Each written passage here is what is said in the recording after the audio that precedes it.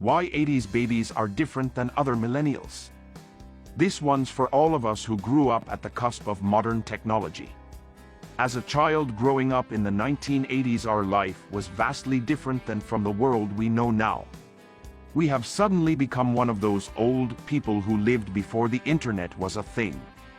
Yet the more time passes, the more we look back on those days with so much fondness and nostalgia. Back when we were young, children were seen but not heard. We were taught to respect our elders and do what we were told. We didn't dare to talk back.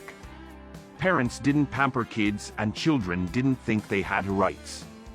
At school, teachers could still smack you if you didn't behave.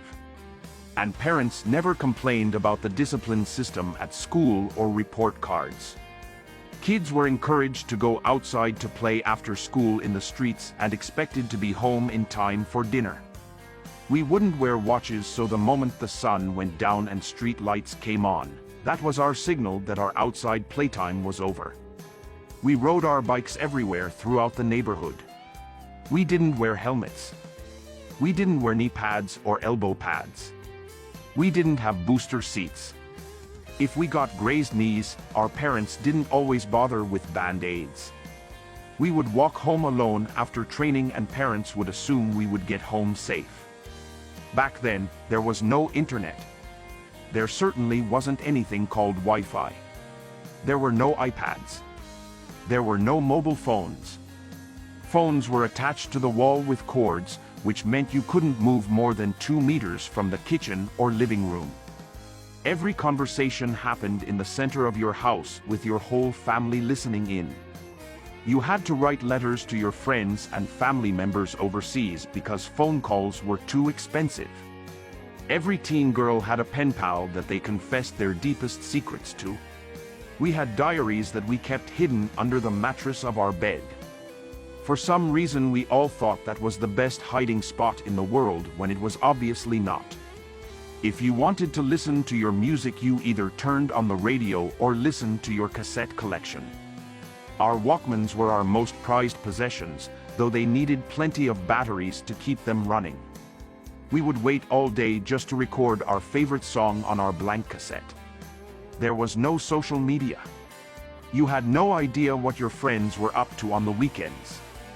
You had no idea if you were missing out on something important. We were obsessed with learning new string tricks like the cat's cradle. We used Encyclopedia Britannicas as our go-to reference when doing school reports. At the library, we had to search for books using an old wooden card catalog. Kids were in love with the comic section of the newspaper. We collected other comics like Archie and Betty and Veronica. It was normal to send the kids to go to the shops on their own to pick supplies. Chocolate and lollies were super special treats. Fast food or takeaway wasn't a done thing. Everything was cash. There were no credit cards. At the shops, the cashier had to manually type in the price that the item sticker said. People still had to manually wind their windows down in the car. People didn't have house or car alarms. You could leave the house and leave the front door unlocked. The world all in all, still we felt safe. In 80s, that less was more. The books were the best. The TV shows were the best. The music was the best. The fashion was crazy and we didn't care how bad we looked. To the contrary, we thought it was the coolest thing in the world. And the best things in life are truly free. Yes, the 80s were a goldmine of wonder and undoubtedly the best decade for a child to grow up in. Ever.